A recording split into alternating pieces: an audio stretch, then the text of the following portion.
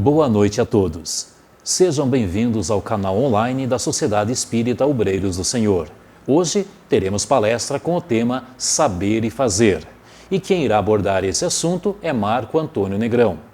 Vinculado à Federação Espírita do Paraná, na qualidade de voluntário do Departamento de Unificação e Expansão do Movimento Espírita. Colaborador do Centro de Estudos e Pesquisas Espíritas, departamento desta mesma instituição e membro da equipe editorial do jornal Mundo Espírita. Também gerente-geral da Federação Espírita do Paraná. Com vocês, Marco Negrão e o tema Saber e Fazer. Uma boa palestra a todos. Esse tema que me proponho a refletir, ele tem um caráter muito significativo para todos nós, especialmente a família espírita. Todos nós que estudamos a doutrina espírita temos muito conhecimento, mas então a reflexão é fazermos com que esse conhecimento passe para o nosso proceder no dia a dia, nas nossas relações, para que a gente possa, ao final desta existência no mundo físico, quando retornarmos à pátria espiritual, que possamos olhar para trás e verificarmos o quanto avançamos nesta existência, agradecendo a Deus, a Jesus, aos bondosos amigos espirituais que nos permitiram reencarnar neste momento, para que a gente então possa mostrar o quanto nós crescemos. Vamos começar com essa definição do que seja a educação. Isso está lá no livro SOS Família, Joana de Ângeles, Divaldo Pereira Franco, no capítulo Educação. E Joana de Ângeles faz então essa observação, que a educação é a base para a vida em comunidade, por meio de legítimos processos de aprendizagem que fomentam as motivações de crescimento e evolução do indivíduo. Então nós vamos verificando que esse processo educativo, ele vai nos ajudar internamente e nesse processo nós vamos então interagir com a comunidade onde nós estamos, que vão motivar o crescimento e a evolução do indivíduo, dos indivíduos. Vamos pegar esse comentário de Allan Kardec, que ele faz na continuidade da resposta na pergunta 685 do Livro dos Espíritos, quando ele coloca ali que esse elemento é a educação. Não a educação intelectual, mas a educação moral. Não nos referimos, porém, à educação moral pelos livros, e sim a que consiste na arte de formar caracteres. Vamos refletir um pouquinho sobre essa observação que Kardec nos faz. Ele está dizendo que é importantíssimo que nós transformemos este processo educacional em ações, né? Porque eu vou usar um exemplo muito simples aqui, que imagino que todos já tenham ouvido falar sobre esse assunto, mas eu acho importante que a gente vá pontuando durante os nossos comentários, durante as nossas reflexões, para que a gente realmente apreenda tudo isso e fixe isso no nosso íntimo. É como se eu tivesse na condição de pai, estou ensinando o meu filho, e que é o que todos nós fazemos, nossos filhos, né? Os nossos netos, os nossos sobrinhos, nós sempre orientamos para que sejam pessoas honestas, que falem a verdade, né? E aí eu estou num determinado momento, descansando de um dia de trabalho, com seus problemas inerentes às relações que nós temos hoje neste mundo, com algumas dificuldades que vivenciamos, e eu quero descansar. Toco o telefone e alguém quer falar comigo. O telefone toca, o meu filho vai lá, pega o telefone e ouve que alguém deseja falar comigo. E eu digo para ele dizer que não estou. Qual é, na cabecinha dessa criança, como se processa essa realidade? Porque eu, no primeiro momento, digo que ele deve falar a verdade, que ele deve ser uma pessoa honesta. E no segundo momento eu mostro uma façanha, eu mostro um lado que contradiz exatamente esse discurso que eu sempre falo a ele. Então, é isso que Kardec coloca nesse seu comentário, que a gente precisa tomar muito cuidado entre o discurso e a prática. E aí, na pergunta 914, Kardec pergunta ao Espírito Verdade: fundando-se o egoísmo no sentido de interesse pessoal, bem difícil parece extirpá-lo inteiramente do coração humano. Chegar-se a consegui-lo? e a resposta que ele recebe. À medida que os homens se instruem acerca das coisas espirituais, menos valor dão às coisas materiais. Depois, necessário é que se reformem as instituições humanas que o entretêm e o excitam. Isso depende da educação. Então nós vamos verificando que Kardec trabalha nessas perguntas, nesse processo que nós estamos fazendo reflexão agora, que a educação é extremamente importante. E aí eu pegaria esse texto que, na pesquisa que fiz sobre esse tema, desse cientista social chamado Jacques Delors, ele faz um relatório que vai mostrar exatamente a necessidade da educação. E esse relatório foi feito por uma comissão especial da Unesco, que é um órgão das Nações Unidas, ligado à educação, à ciência e à cultura. Esse relatório ele foi feito em 1998. Não é um espírita falando, é um cientista social que vai apresentar para nós um documento chamado Educação, um Tesouro a Descobrir, que depois então se transforma num livro que esse companheiro, este cientista, publicou depois, Educação, um Tesouro a Descobrir. E aqui tirei alguns pontos desse relatório para que a gente possa refletir sobre a importância da educação. Ele vai dizer que a educação deve estar comprometida com o bem-estar sociomoral. Ou seja, eu tenho que criar condições, a educação precisa criar condições para que haja esse bem-estar do ponto de vista sociedade e do ponto de vista moral, que vai bem ao encontro daquilo que Kardec coloca na pergunta 914. Objetivo: espalhar luz e semear ideias. Esse é o objetivo da educação, de fazendo com que a gente, através do processo educacional, nós vamos adquirindo conhecimentos e a partir da aquisição desses conhecimentos, nós vamos iluminando o nosso caminho, nós vamos modificando as nossas ideias. A educação tem que ser continuada, é um processo contínuo. Nós sempre estamos aprendendo, seja lá o que for que eu esteja buscando. Cooperação internacional. A educação precisa estar ligada a esse processo na cooperação internacional. Ela precisa ajudar aqueles que não têm condições, muitas vezes, de ter acesso a essa realidade. A educação tem que ter um desenvolvimento autossustentado e, principalmente, educar para o desenvolvimento humano. Então, este cientista, ele aponta como principal consequência da sociedade do conhecimento a necessidade de uma aprendizagem ao longo de toda a vida, fundamentada em 4 pilares que são concomitantemente pilares do conhecimento e pilares da formação continuada. Então, vamos aí analisar quais são esses pilares. Vamos lá. Aprender a conhecer, aprender a fazer, aprender a conviver e aprender a ser.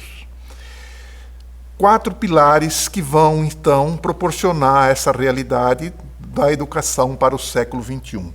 Infelizmente, nós não temos tempo suficiente para tratarmos com uma certa profundidade cada um desses pilares. Vamos hoje nos ater ao conhecer e ao fazer. Vou dar uma ideia muito rápida do que seja o aprender a conviver e do aprender a ser. Mas o nosso objetivo principal hoje é trabalharmos aprender a conhecer e aprender a fazer. Então, o primeiro pilar, o aprender a conhecer, exige uma atitude ativa. Eu preciso buscar o conhecimento através do estudo, através da pesquisa, através do esforço intelectual para obter respostas. Eu preciso sair da minha zona de conforto. E quando eu falo zona de conforto, eu não estou dizendo do sofá da minha casa.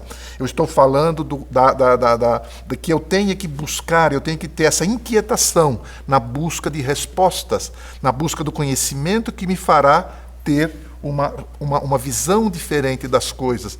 Eu vou me libertar dos preconceitos, porque é através do conhecimento que eu me liberto dos preconceitos. Né? Porque quando eu conheço, eu sei me posicionar, eu sei a origem e o destino das realidades que nós estamos falando.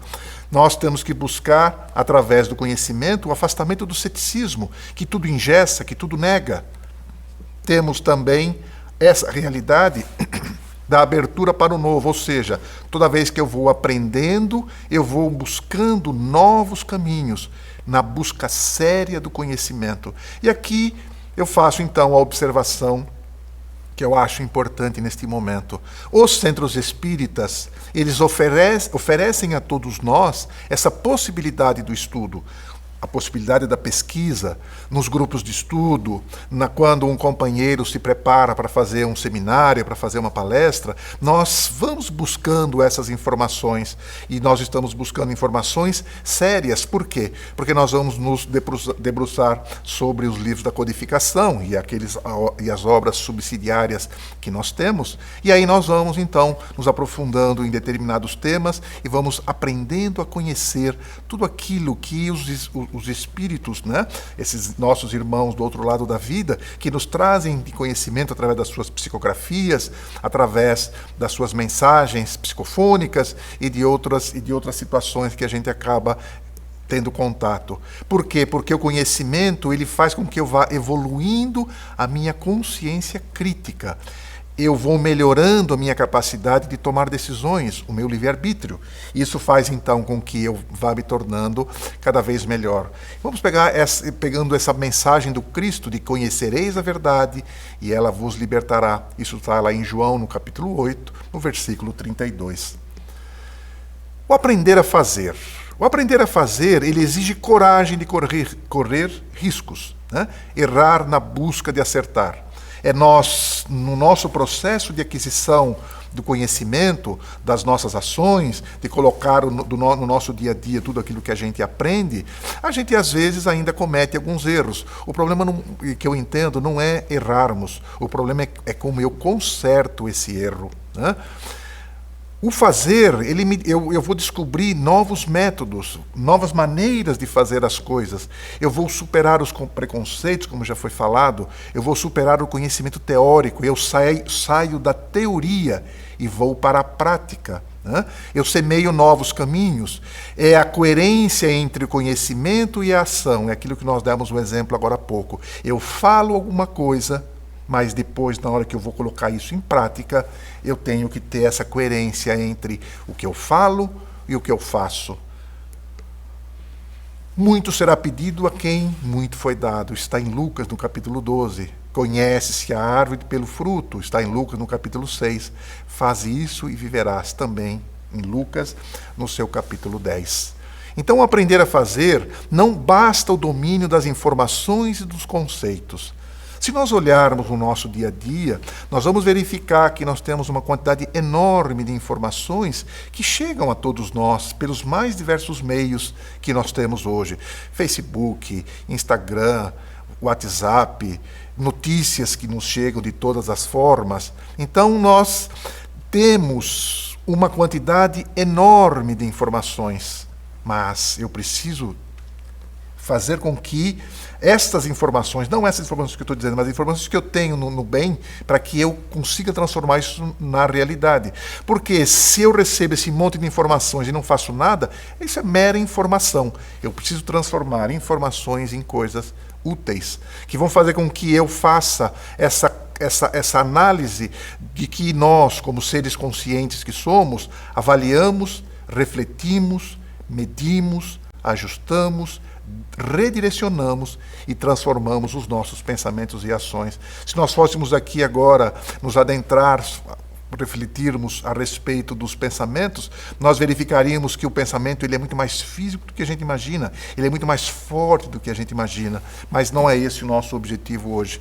Porque, evidentemente, nas nossas múltiplas experiências reencarnatórias, esse processo de reflexão, medida, o ajuste, redirecionamento e transformação fazem parte do nosso processo educativo através das nossas provas, das nossas expiações que vivemos nas nossas existências espirituais, né? Em todas as indas e vindas que fazemos no mundo espiritual, também com as nossas missões. Nós vamos verificando então que aí, quando nós olhamos essa parábola do bom samaritano, em que nós vemos o fariseu cheio de teoria acerca da salvação, mas quem faz algo em relação àquele que está caído no terreno é o samaritano. Então nós vamos verificar que só o conhecimento ele não basta para que eu busque uma nova maneira de ser. Eu preciso me esforçar para que isso ocorra, porque eu preciso ter essa harmonia entre o conhecer e o agir. Vamos olhar agora desse processo de crescimento em relação à lei do progresso. A lei do progresso é um processo contínuo de crescimento e aprendizagem. Eu tenho nas minhas existências ações boas, ações não tão boas, que vão fazendo com que eu vá interferindo, sendo atingido por esta lei do progresso, e pela lei de causa e efeito. Tudo isso vai fazendo, então, que eu vá adquirindo as minhas experiências, as minhas ações boas e as minhas ações não tão boas. E essas experiências, então, vão me ensinando, vão me corrigindo, vão me renovando, vão me restaurando, aperfeiçoando. E a partir de um momento desse nosso processo de aquisição desse conhecimento transformado em ação, nós vamos conquistando, então, o nosso crescimento espiritual. Então nós vamos percebendo que há sim uma lei que interfere nesse processo de crescimento, que é a lei do progresso, como disse, além de outras que também afetam diretamente esse processo. Mas vamos pegar então agora aqui essa evolução anímica. Evolução anímica é aquela do corpo físico. A antropologia nos mostra que nós já evoluímos das condições físicas do planeta. Houve já uma modificação. A Terra, quando nós lemos ali no livro A Caminho da Luz, nós vamos verificando que a espiritualidade vai nos mostrando todo esse processo pelo qual o planeta foi se transformando para, num determinado momento da sua existência, ter condições de receber aqui a vida. Começa com a vida mais simples, né? E vai então tendo a vida sendo evoluída neste complexo até termos as condições de habitar por seres já no sentido dos homens, né? Aí nós vamos verificando que essa Terra começou como um planeta primitivo, depois nós passamos pelo planeta de provas e expiações, que nós estamos vivendo hoje no planeta Terra. E se nós olharmos o planeta hoje, comparado com as descrições que nós temos por esses antropólogos, que nós temos pelos cientistas que analisam esse tipo de realidade, nós vamos vendo que a Terra evoluiu, e evoluiu muito, preparando para receber espíritos adequados a essa realidade. Mas nós estamos no processo ainda, num processo evolutivo de planeta, porque nós estamos já vivenciando a saída de um planeta de provas e expiações, a Terra, e nós já estamos adentrando a condição de um planeta de regeneração, que é um planeta onde terá outras condições físicas, né, que para poder receber espíritos já com uma outra característica moral no ponto de vista evolutivo. Nós vamos verificando, então, que houve a escala da ascensão do corpo. Nós perdemos as feições bestiais dos trogloditas.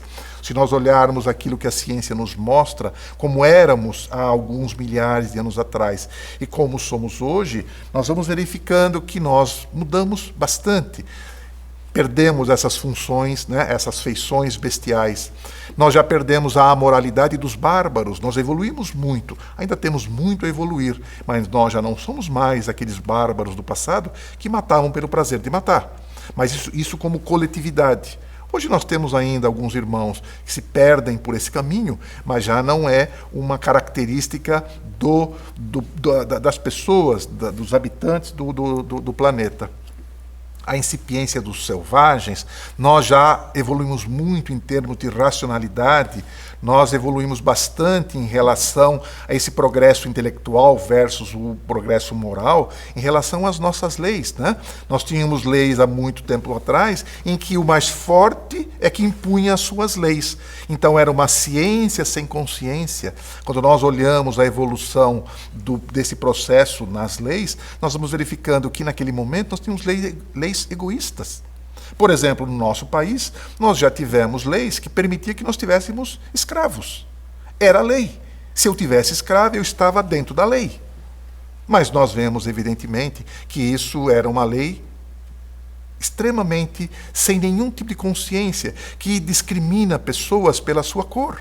E, na verdade, nós vamos percebendo que isso já não é mais o normal nessa realidade. Acontecem esses problemas ainda? Acontecem, mas eles são muito mais segregados, muito menores do que era num passado, aliás, num passado muito recente.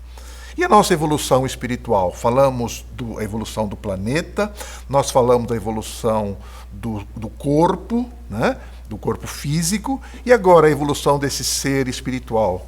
Os imortais nos mostram que, por determinismo divino, seremos perfeitos. Todos nós temos dentro de nós a semente da perfeição. E essa perfeição, essa semente desabrochará a partir do momento em que eu lhe dê condições adequadas para que ela possa desabrochar. E quais são então essas qualidades ou essas condições para que essa semente desabroche? É quando eu vou colocando no meu dia a dia os ensinamentos do Cristo. Quando nós olhamos a lei máxima de Jesus, fazer ao próximo, amar a Deus sobre todas as coisas e o próximo como a nós mesmos, quando nós conseguirmos aplicar isso no nosso dia a dia, em que eu desvisto daquilo que eu tenho muitas vezes direito, para que eu possa dar a alguém uma condição melhor, não tenho mais o egoísmo dentro de mim, não tenho mais o orgulho, nós vamos percebendo então que este processo é um processo que fará com que essa semente da perfeição comece a desabrochar. Que os espíritos não retrogradam, ou seja, conquistas que eu já tive, eu não as perco. Então esse também é um processo que está sendo administrado ou sendo afetado pela lei do progresso. O progresso se dá pelas qualidades morais e pela inteligência. A fixação das virtudes no ser espiritual, a partir do momento em que isso é conquista, né? Eu vou então avançando passo a passo na senda do bem. Qual o maior obstáculo ao progresso? A resposta que Kardec recebe na pergunta 785: o orgulho e o egoísmo. Refiro-me ao progresso moral, porquanto o intelectual se efetua sempre. Então, se nós formos olhar as nossas existências atuais, nós vamos verificando que intelectualmente nós já evoluímos nesta existência pelo conhecimento. Nós fomos adquirindo conhecimentos que faz com que nós, hoje, sejamos melhores do que éramos há alguns anos atrás, né? Mas nós, como é colocada por esta resposta que o Espírito de Verdade coloca, né? Nós apresentaremos o progresso a partir do momento em que nós começarmos a demonstrar este progresso moral nas nossas relações. Em função disso, nós ainda temos fome no mundo, nós ainda temos a violência, nós ainda temos o abismo entre os países ricos e os países pobres. Quando nós estudamos ali no Livro dos Espíritos, na parte 3ª, que fala sobre as leis morais, nós vamos verificar ali que existe uma lei chamada Lei de Sociedade. E quando nós estudamos essa lei, nós vamos verificando que esses pontos ainda são pontos que nós, humanidade, permitimos que ocorram. Porque, na verdade, o mundo produz quantidade suficiente de alimentos para alimentar todo mundo. Mas, evidentemente, em função de uma série de realidades, dessa falta de evolução moral, da fraternidade, da solidariedade, da misericórdia, nós ainda temos esses pontos ainda muito difíceis de nós colocarmos em prática aquilo que a gente tem em teoria. Né? Então nós vamos verificando que a proximidade temporal das bombas de Hiroshima e Nagasaki e os horrores da Segunda Guerra Mundial, uma guerra devastadora na humanidade, e se nós formos verificar o porquê que elas ocorreram, sempre está por trás destas guerras e de outras guerras que se nós formos estudá-las, nós vamos verificando que existe sempre ali o orgulho e o egoísmo. Eu sou mais forte que você e você tem aquilo que eu quero. Se eu sou mais forte que você, eu vou tomar. Então nós vamos percebendo que neste processo nós vamos mostrando que ainda nós temos grandes dificuldades para aplicar no nosso dia a dia este conhecimento. O comunismo caiu sem trazer a igualdade. O capitalismo ainda mata de fome os mais pobres. E nós vamos verificando que tudo isso acontece por quê? Porque falta solidariedade, porque falta fraternidade e porque falta amor ao próximo. Isso vai fazendo então que eu a cada vez mais ainda verifique que o orgulho e o egoísmo ainda estão presentes nas nossas relações. E aí Kardec pergunta, na pergunta 918, por que indício se pode reconhecer em um homem o progresso real que lhe levará o espírito na hierarquia espírita? Então nós vamos, evidentemente, é uma resposta muito interessante, ela é longa, né? Eu tirei aqui alguns pontos somente para que nós façamos a nossa reflexão. O espírito prova quando todos os atos da sua vida corporal representam a prática da lei de Deus. Pratica a lei de justiça, amor e caridade. Se não fez o mal, se fez todo o bem que podia. Eu entendo que muitos de nós já não fazemos o mal com a intenção de prejudicar ninguém. Às vezes nós praticamos o mal, muitas vezes, porque eu entendo que aquilo que está acontecendo não tem nada a ver comigo. Então eu me afasto, né? E isso não é o suficiente, porque muitas vezes eu não pratico o mal por conveniência ou por conivência. O mal está acontecendo ao meu lado, mas eu não quero me envolver. Eu não estou praticando o mal. O mal está sendo praticado por uma outra realidade, numa outra circunstância. Mas eu poderia fazer algo, mas não faço. Porque eu não quero me envolver, seja lá por quais razões, eu não faço isso. Mas a pergunta e a resposta levam exatamente a esse aspecto. Se nós fizermos todo o bem que nós podíamos, que estivesse ao nosso alcance de fazer. Porque enquanto eu ainda não sair dessa condição de não fazer o mal, mas não fazer todo o bem que eu poderia, eu ainda não atingi este progresso real que elevará o espírito na hierarquia espírita. Nós estamos falando aqui de hierarquia espírita naquelas perguntas do Livro dos Espíritos, de perguntas de 100 a 113, quando Kardec está trabalhando ali o quê? As ordens espirituais. Os espíritos de terceira ordem, os espíritos de segunda ordem e os espíritos de primeira ordem. Terceira ordem são os espíritos imperfeitos, com as suas características que ele vai colocando ali no livro. Lógico, não são características que estão fechadas, mas no sentido de nós tenhamos uma ideia para podermos olhar o que acontece no universo, no nosso mundo, e nós vamos verificando que ainda muitas daquelas características estão presentes na humanidade. Quando nós olhamos ali nos espíritos de segunda ordem, que são os espíritos bons, nós vamos verificando ali agora uma série de outras características que se contrapõem aos da terceira ordem. Isso vai mostrando então essa hierarquia, esse processo evolutivo passo a passo de crescimento. E os espíritos de primeira ordem, que são os espíritos perfeitos. Então nós vamos nesse processo avaliando esta realidade. E nós vamos entendendo, então, por que o Espírito Verdade, nesta resposta, vai colocando essas características. Se não fez o mal, se fez todo o bem que podia, faz o bem pelo bem, faz o bem sem pensar no retorno. Eu faço algo, mas eu não espero nada em troca. A resposta daquilo que eu faço para alguém, a resposta que eu vou obter depende do outro, não depende mais de mim, mas a minha parte eu fiz. É bondoso, é humanitário, é benevolente, é indulgente, não é vingativo, perdoa. Quando nós olhamos esses 3 itens que estão aí, nos remete exatamente à pergunta quando Kardec faz o Espírito Verdade, de como é a caridade entendida por Jesus. E ele vai obter como resposta que é a indulgência, a benevolência e o perdão. E nós vamos verificando ainda que nós temos ainda grandes dificuldades em relação a isso. Né? Essa caridade. Por que eu estou dizendo isso? Porque muitas vezes nós já, quando estudamos a doutrina espírita, essa resposta é uma resposta que todo espírita tem. Né? Que a caridade entendida por Jesus é a indulgência, a benevolência e o perdão. E aí eu vou olhar o que acontece em relação ao conhecimento teórico e em relação ao conhecimento prático.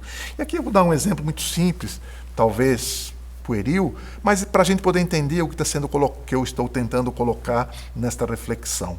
Nós estamos vivendo agora uma época de mudança de estação. Então a gente começa a olhar o nosso guarda-roupa e a gente vai verificando que no nosso guarda-roupa nós temos roupas lá que já não fazem mais parte dessa estação, ou a moda já mudou o tecido, mudou a cor, mudou o tipo de corte, e aí então, mas eu sou uma pessoa que gosto de andar na moda e eu preciso de espaço no meu guarda-roupa para então comprar roupas novas. Mas eu tenho no meu íntimo que eu preciso então, sendo uma pessoa caridosa, dar essas roupas para alguém. Então, normalmente a gente faz o quê? Eu pego essas roupas e vou levar lá no centro espírita para entregar isso para aqueles irmãos que necessitam dessa realidade ainda. E eu levo a minha roupa, aquela que eu comprei com tanto carinho, que usei com carinho, e vou dar para alguém utilizar essa roupa. E aí eu pego esse meu bem e dou para alguém que está lá para receber. Quando eu faço isso, no meu íntimo, eu acho que a pessoa que recebe deve me agradecer, porque eu estou dando uma coisa minha para ela. E aí eu pergunto, se essa pessoa não te agradecer, se essa pessoa disser que ela não usa aquilo nem para limpar chão, qual é o meu comportamento frente a essa realidade? Eu entendi pelo estudo que a caridade é essa indulgência, essa benevolência e é esse perdão. E alguém me vem com essa resposta, esse posicionamento naquele momento. Como é que eu vou me posicionar em relação a isso? Como é que eu enfrento essa resposta? Eu posso responder em duas situações. A primeira delas, é ingrato, nunca mais te dou nada. A segunda, me desculpe, a próxima vez então eu verificarei algo que você realmente goste.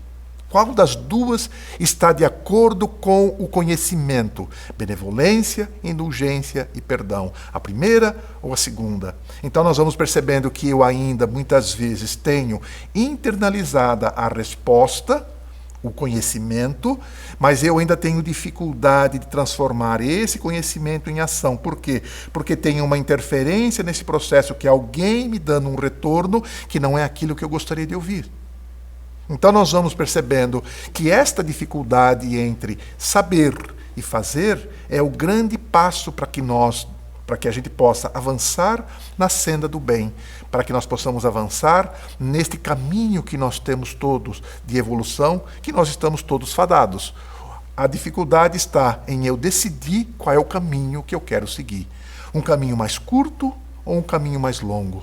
Porque ele vai dizer, enfim, respeitem, enfim, em seus semelhantes todos os direitos que as leis da natureza lhes concedem, como quer que os mesmos direitos sejam respeitados. Exatamente o ensinamento do Cristo. Fazer ao outro o que eu gostaria que ele me fizesse. E percebam que não é eu fazer a ele dar a resposta a ele do que ele me fez. Eu faço a minha parte e cada um responde pelos seus atos.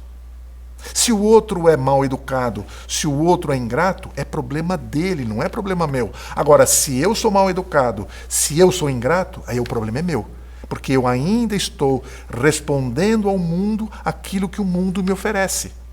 Então nós ainda estamos aguardando, nós não estamos ainda aplicando esse conceito de fazer ao outro o que eu gostaria que ele me fizesse.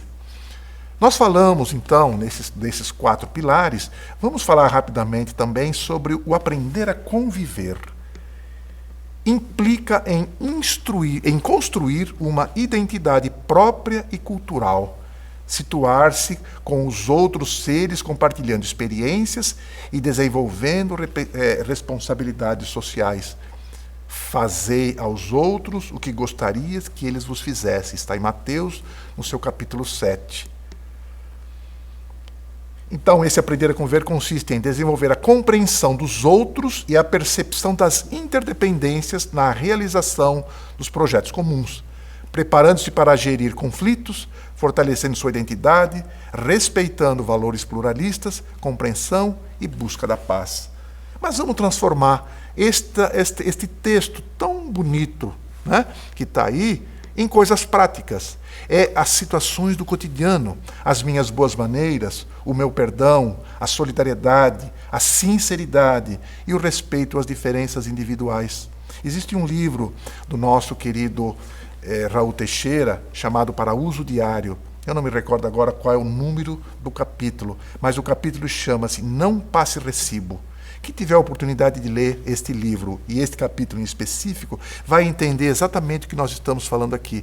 Porque ele vai mostrando, o Espírito Camilo vai mostrando que eu não posso mais, a partir de um momento em que eu já tenha essa compreensão, essa conscientização, de pautar a minha vida em resposta ao que os outros me fazem. O que os outros fazem é problema deles, não é problema meu. O problema meu é eu ter estas boas maneiras, é ter minhas relações de perdão, de solidariedade, de sinceridade e de respeito às diferenças individuais, que fazem o quê? Vão fazendo com que eu demonstre a minha conduta cristã no processo de sociedade. Vai fazendo com que, então, eu respeite, que eu tolere e que eu coopere fraternalmente. Olha aí, todos esses pontos que nós comentamos até agora estão muito alinhados com aquele relatório do Jacques Delors, quando ele vai fazendo aquela série de observações a respeito do que seja a educação para o século XXI. E o aprender a ser? A destinação do homem e a sua perfectibilidade, o que só pode ser alcançado pelas experiências que lhe facultam simultaneamente o conhecimento da natureza, o conhecimento do outro e o conhecimento de si mesmo. Isso faz, então, com que Mateus, lá no capítulo 5, quando ele traz essa palavra do Cristo, sede perfeitos, porque essa perfectibilidade nós temos inata em nós, nós temos como semente e que nós precisamos fazer com que ela desabroche, como foi falado já anteriormente. Então, o quarto pilar que é o aprender a ser, a preparação do indivíduo para desenvolver sua personalidade e poder agir com autonomia, expressando opiniões e assumindo responsabilidades. O que isso significa? Significa que a partir do momento em que eu atingi esse estágio, eu tenho condições de escolher o meu caminho. Ninguém mais diz o que eu tenho que fazer. Ninguém vai dizer que para eu ter a salvação, e essa salvação vamos colocar entre aspas, que eu tenho que trilhar tal ou qual caminho. Eu sei como eu faço isso. Então eu vou expressando as minhas opiniões e assumindo as responsabilidades. Lei de causa e efeito. Tudo que eu tiro da lei, eu tenho que retornar à lei. Em algum momento da minha existência, eu vou precisar fazer isso. Não por uma imposição, não por um castigo, mas por uma conscientização. Porque se eu burlei a lei, se eu retirei algo da lei, eu necessitarei em algum momento retornar ao processo evolutivo, né? desta condição que eu burlei. Tá? Envolve o seu pensar, seu sentir e agir no contexto da existência do homem. Nós vamos, então, superando a superficialidade dos conceitos, normas e conteúdo comportamental sem questionamento ou possibilidade de transformação. Ou seja, eu me fecho e digo que o mundo está errado e só eu estou certo. Ou eu verifico que recebo indícios, informações nas minhas relações das pessoas me mostrando um determinado comportamento, mas eu não quero me modificar. Eu sou assim. Então nós vamos percebendo que este processo do aprender a ser fará com que a gente também avance na senda do bem. A destinação do homem à sua perfectibilidade, o descobrir como ser integral, bio, psico, social e espiritual. Nós somos esse conjunto do corpo físico, da nossa mente, das nossas relações no mundo físico e das nossas relações no mundo espiritual. Então nós vamos verificando que esse aprender a ser fará com que que nós temos essa herança divina das ações próprias do aprender a ser na perspectiva cristã, colocar aqui tudo aquilo que a gente aprende na nossa doutrina especificamente. Na pergunta 922, a felicidade terrestre é relativa à posição de cada um. O que basta para a felicidade de um constitui a desgraça de outro. Haverá, contudo, alguma soma de felicidade comum a todos os homens? É uma pergunta muito interessante que Kardec faz ao Espírito Verdade. Porque ele vai dizer o seguinte, que se a felicidade terrestre ela está relativa à posição de cada um de nós, quando eu tenho uma posição de felicidade para alguém, é possível que nesta condição de felicidade de um, ela possa ser a desgraça do outro. Então ele pergunta, existe alguma coisa que seja mediana, ou seja, que atenda às duas condições? E a resposta que Kardec recebe, para mim, é uma das respostas mais interessantes do Livro dos Espíritos, que ele vai dizer o seguinte, com relação à vida material, é a posse do necessário. Com relação à vida moral, a consciência tranquila e a fé no futuro. Então essa seria a felicidade mediana entre esses dois opostos, né? Em que nós colocamos da felicidade de um, que pode naquele momento, mesmo naquela mesma felicidade minha, ser a desgraça de uma outra pessoa. Então quando eu tenho, do ponto de vista material, a posse do necessário, e aqui valeria uma discussão mais aprofundada do que seja necessário, mas nós não vamos entrar nisso agora, né? Mas é aquilo que eu preciso realmente para viver, ou aquilo que é supérfluo, né? Então essa seria a discussão. Mas ele diz o seguinte, com relação à vida moral, eu ter a consciência tranquila e a fé no futuro. Fé no futuro em que sentido? Se eu sou, sendo pela nossa crença, que somos espíritos que vivemos outras existências, que somos espíritos que teremos a eternidade à nossa frente, se hoje passo por dificuldades, por alguma razão eu estou vivendo, como nós dissemos no início da nossa reflexão, nós temos o quê? Nós temos que devolver a lei o que retiramos da lei. E por consciência, nesse processo de preparação das nossas reencarnações. Se nós quisermos estudar um pouquinho mais sobre isso, leiamos o livro Missionários da Luz, no seu capítulo que fala sobre experiências reencarnatórias. Lá André Luiz vai descrever como é o departamento das reencarnações no nosso lar. E ele vai mostrando como é que é feito esse trabalho, a conscientização dos espíritos, dos seus pedidos para as reencarnações. E a espiritualidade é tão bondosa que eles não permitem que nós assumamos determinadas situações, determinados problemas nas nossas existências, quando estamos nos preparando para reencarnar, se eu não estiver preparado. Porque se eu não estiver preparado e assumo aquilo, fatalmente eu faliria.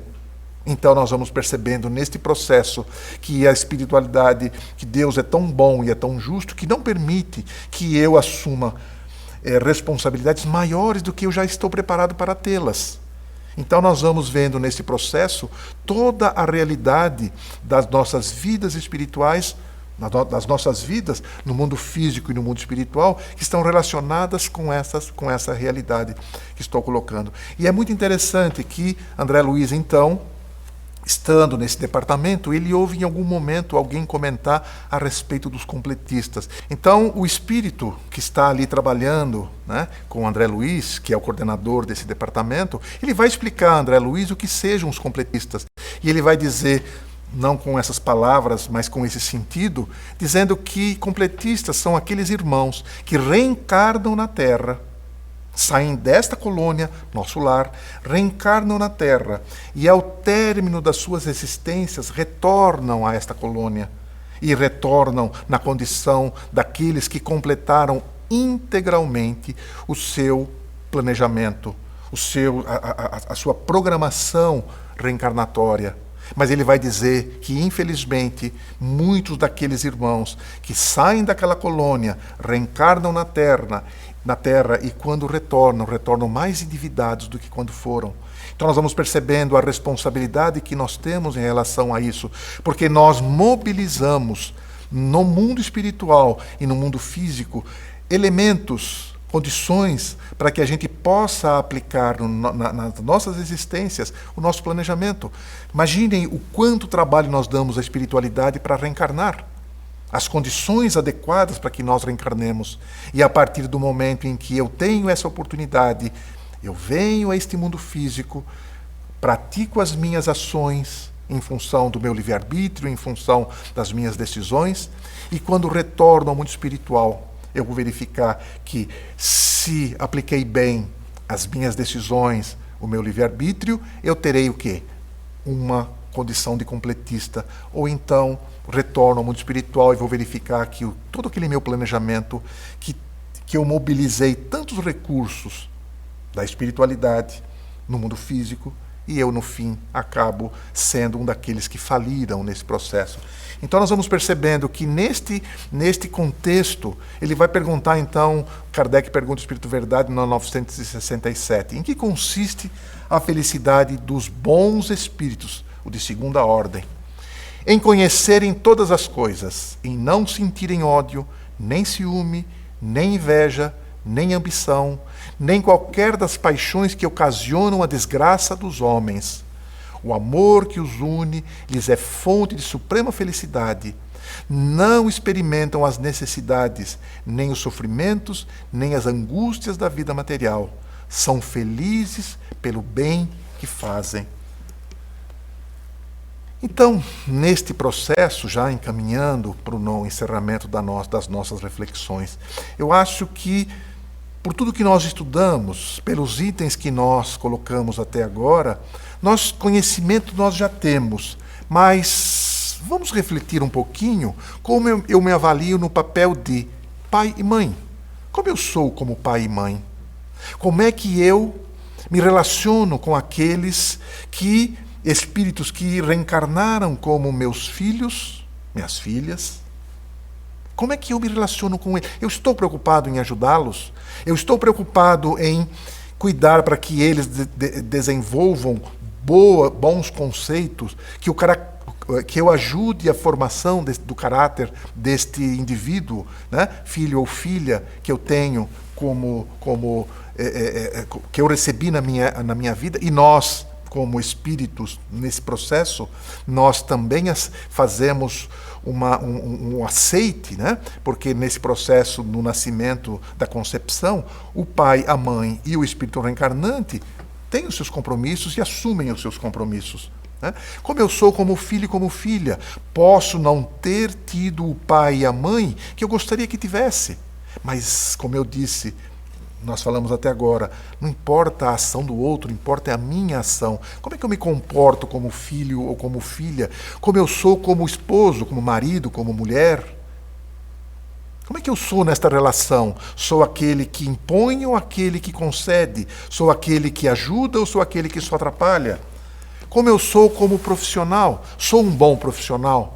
Eu aplico todo o meu conhecimento nas minhas relações que vivo, na minha vida profissional, fazendo sempre o melhor, não procurando passar ninguém para trás, dando sempre as melhores informações. Como eu sou como pedestre? Porque é importante que a gente analise isso. Quando eu estou na rua andando, eu penso e exijo que o motorista do carro me respeite, que ele tenha consciência de que ele está num veículo e eu estou a pé. E como eu sou como motorista? Quando eu estou na condição inversa, eu respeito o pedestre? Eu respeito o outro motorista? Eu respeito as leis de trânsito? Ou eu só respeito as leis de trânsito quando eu tenho ali um equipamento que vai me denunciar? Seja um radar, seja lá o que for. Porque muitas vezes a gente percebe, né? Nós vamos andando numa condição. Quando tem um radar, a gente diminui para aquilo que o radar exige, e a partir daquele momento a gente continua na condição anterior. Então, eu preciso me verificar neste processo, como eu sou como passageiro. Não tenho carro, mas eu uso ônibus. Quando eu estou dentro de um ônibus, eu respeito os mais velhos, eu respeito aquela senhora grávida que chega e precisa de um local para se sentar. Ou eu sou daqueles que, quando chega alguém nesta condição, eu finjo que estou dormindo para que eu não possa ser incomodado. Como eu sou como praticante de uma religião, todas as religiões pregam o bem, todas, sem exceção. E como eu sou como praticante dessa religião, eu pratico aquilo que eu estudo, o que a minha religião me coloca, ou sou daqueles que simplesmente ouço o que a religião me coloca, mas eu pratico coisas completamente diferentes. Como eu sou como cidadão? Como é que eu me comporto como cidadão? Eu sou aquele cidadão que contribuo para a sociedade onde eu vivo, ou sou daqueles que procura só tirar da sociedade onde eu vivo? Então nós vamos percebendo que neste processo é um processo no qual eu vou me mostrando como eu sou integrante desta sociedade, desta comunidade, porque neste item nós estaríamos aí aplicando os 4 pilares que nós falamos nestas nossas reflexões. Então, no encerramento dessas nossas reflexões, desejamos que todos possam fazer essa viagem íntima, avaliar-nos todos nós em relação a tudo que foi comentado, esses comentários foram feitos com as melhores das boas intenções, para que todos nós possamos, passo a passo, no nosso caminho evolutivo, irmos crescendo rumo a esse que está aí na tela, porque os ensinamentos que Ele nos trouxe estão aí há muitos e muitos anos, mas nós estamos praticando. Nós agradecemos então a presença virtual de todos, pela bondade de nos acompanharem, por esse trabalho que a Federação faz por todos nós. Muito obrigado a todos e até uma próxima oportunidade. Vamos passar agora uma mensagem e então estaremos encerrando o nosso trabalho ao término desta apresentação. Muita paz a todos, fiquemos em paz.